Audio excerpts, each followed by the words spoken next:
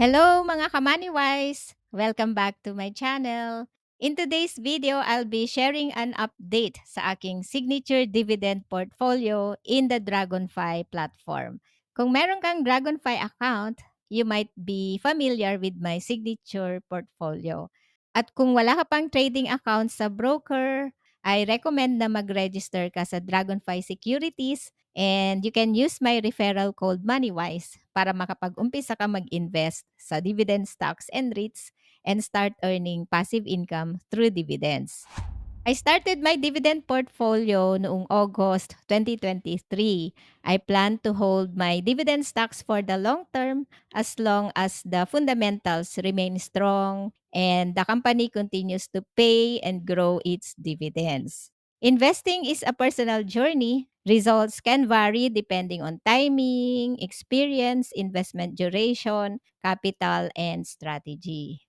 For growth investing, I invest in the US stock market. And recently, maraming interested na mag-invest sa US stock market. I will share an update naman sa US stock investing ko in a separate video. This is how the signature portfolio works in the Dragonfly platform. Tap mo ang MoneyWise Engineers portfolio, makikita mo ang details ng aking signature portfolio dito. My portfolio combines value and dividend investing to generate long-term passive income while aiming for capital growth over time. May dalawang tabs within buy range kung saan pasok ang stock sa buy below price. Ibig sabihin, buyable ang stocks na nasa loob ng range na ito, indicating they are undervalued. Yung isang tab naman ay ang full portfolio ko, kung saan makikita rin ang buy below price based on my intrinsic value calculation. Pwede kang bumili ng stocks na within the buy range. Tap next and you can choose the stocks na gusto mong bilhin. Pwede mong baguhin ang number of shares. Tap next and confirm. I will update my intrinsic value calculation once na lumabas na ang 2024 annual earnings report. Currently, meron akong 20 dividend stocks in my signature portfolio. I started my dividend portfolio noong August 2023 and then I bought more shares and stocks noong 2024 kaya lumaki ang portfolio ko. I prefer stocks with quarterly and semi-annual payouts pero may ilang stocks din akong annual ang payout. Yung number of stocks to own is a personal choice. Walang right or wrong answer dito. May iba mas gusto ang concentrated portfolio, yung iba naman ay gusto ng mas maraming stock sa kanilang portfolio. At successful naman sila sa pagmamanage ng madaming stocks. Kung ilan ang kaya mong i-manage, that's up to you. Depende sa iyong capital, sa iyong experience at investment goals. You don't have to follow the crowd. Parang roller coaster ride ang PSE noong 2024. Grabe ang volatility, lalo na nung last quarter ng 2024. But despite the bloody market sa last quarter ng 2024, maganda pa rin naman ang naging performance ng signature portfolio ko compared sa PSEI performance. In terms of dividends, I haven't received any dividends yet from three of my stocks, Costco, Keeper, and Pure Gold. Kasi binili ko sila after the ex-dividend dates around July or August last year. So most likely sa June pa ang next dividend payout nila.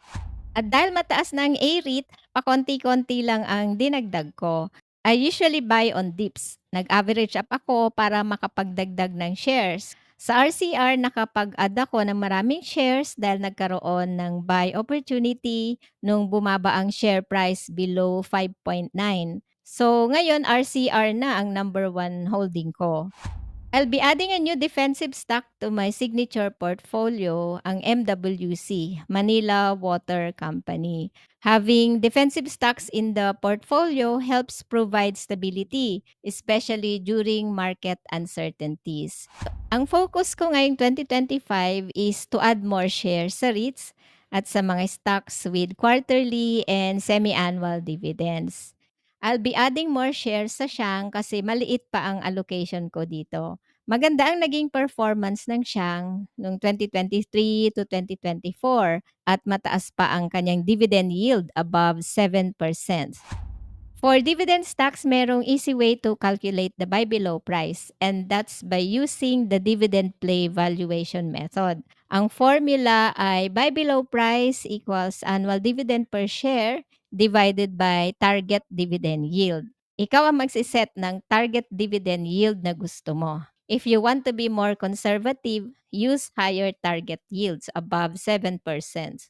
I want to add more shares sa Siang at ang target dividend yield ko ay 7.5%. Ang annual dividend ng Siang is 0.29 per share. To calculate the buy below price, divide 0.29 with 0.075. So, ang buy below price with a target yield of 7.5% ay 3.87 pesos. If your target yield is 7.25%, ang buy below price is 4 pesos. Mas mataas. If you set your target yield to 8%, ang buy below price naman is 3.62 pesos. May mga nagtatanong kung anong platform ang ginagamit ko sa pag-research ng stocks. I am using Simply Wall Street. I like Simply Wall Street as a stock research tool and portfolio tracker na rin.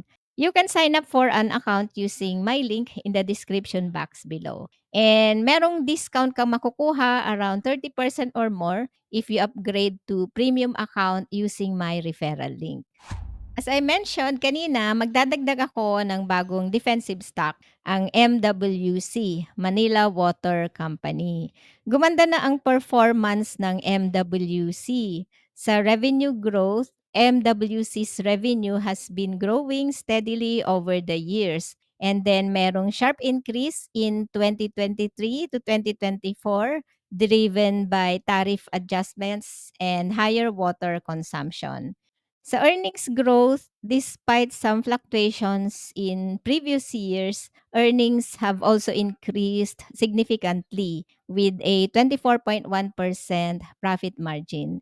This means that MWC is efficiently converting its revenue into profit. MWC has shown strong revenue and earnings growth, particularly in 2023 to 2024. This increasing trend shows the company has improved its profitability, which is a positive sign for investors. Yun lang, mataas ang debt to equity ratio ng MWC, nasa 132.8%. However, in terms of debt management, mataas ang interest coverage ratio at 5.8 times. So this indicates that MWC is capable of covering its debt interest. Utilities like MWC require high capital expenditures for maintenance, expansion, and upgrading their water distribution systems. Kaya mataas ang utang. Since utilities often have stable cash flow from customer payments, they can manage higher debt levels. And meron din siyang cash na 8.55 billion pesos, which helps provide liquidity. Sa dividend payment history, MWC's current dividend yield is below 5%.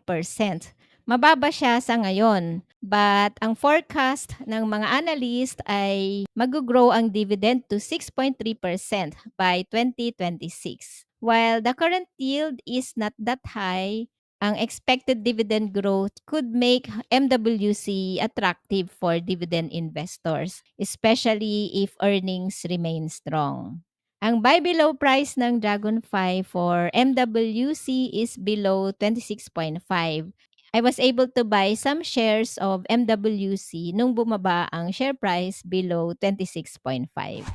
Let me know in the comments kung ano ang mga favorite stocks or REITs na bibilhin mo ngayong 2025.